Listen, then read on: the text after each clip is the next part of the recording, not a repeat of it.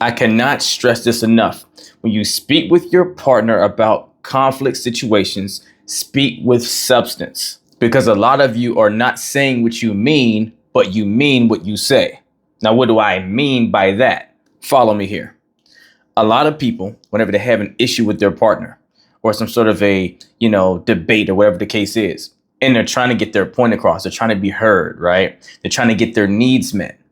But when you say something to your partner about whatever your concern is, you're not articulating it with enough substance behind it to where they actually understand what you're trying to convey. The words or the message you're actually using is not connecting because it doesn't have enough substance and weight behind it, to where you're saying the thing you're trying to get off your chest to your partner, right? But it's lacking the right articulation and the right pieces put together so that they actually receive the same message on the other side that you tried to send out. To where what they heard versus what you said was two different things. And now they take what you actually did say out of your mouth versus what you meant, right? And they process it through their own filters and come to their own conclusions based off of what the words you said means to them, right? So when I say speak with substance, what I'm saying to you is, whenever you want to address your partner about something, every time you want to relay the message to them, I want you to say whatever it is that you're feeling, right?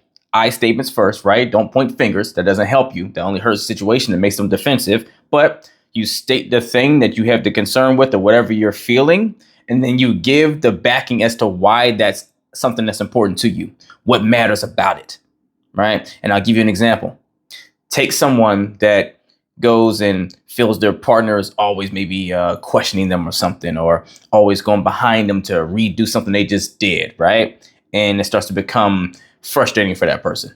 And they come to their partner to say, hey, I don't like it when you come and redo the things I just did behind me. Or you always second guess my decisions whenever I go make this decision to do whatever I needed to do or this task you gave me to do, right?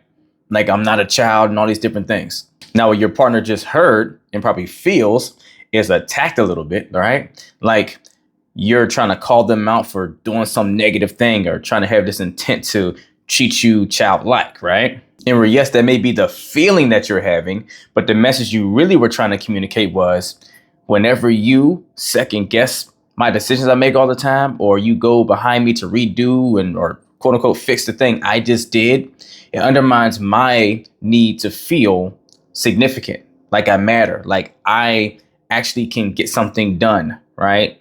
Like I have a sense of value to you and you can trust that I am a reliable source to do something. I don't feel like I'm important whenever you go behind me, right? That's what you really meant. Or you're starting to ruin my need for certainty, reassurance, right? That you actually feel safe with me in this equation to do whatever the said thing is. And this is something that usually will fall more often in a man to a woman situation where the guy is feeling like, hey, I want to solve problems for you. My masculine energy wants to do that for you.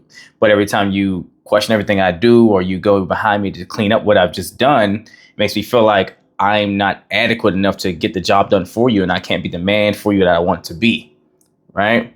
To where my need for significance is not being fed to feel like I'm showing up as your champion the way I want to.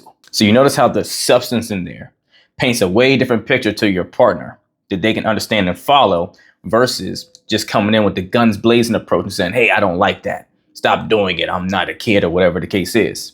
You have to give substance, paint the human side of your struggles to your partner so you can ask them for help in changing that dynamic, getting a different result. But speak to the goal you want, I statements, right? So this quick little few step practice I want you guys to get in the habit of doing. Whenever you need to address something to your partner is go express with I statements how you feel about whatever the thing is to them, then give the substance reason as to why, right? Tying it to one of your needs, a need of certainty, to feel reassured. I need to maybe have some excitement in your life. I need to feel like you matter. I need to be loved. I need to grow. I need to be fulfilled, right? Tie it back to one of those needs. I feel this way when this happens or when you do this thing here, because for me, this need is not being met when that happens or it gets robbed or whatever the case is, right? But also use this as the same type of formula when your partner's coming to you about something. And they're maybe just getting the energy out and talking about how they feel, but they're not necessarily being so clear about the need that's not being met.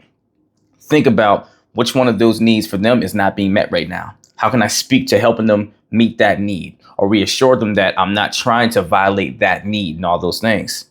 You start doing this, it's going to change a lot of results for your ability to work through conflict with your partner. I guarantee it.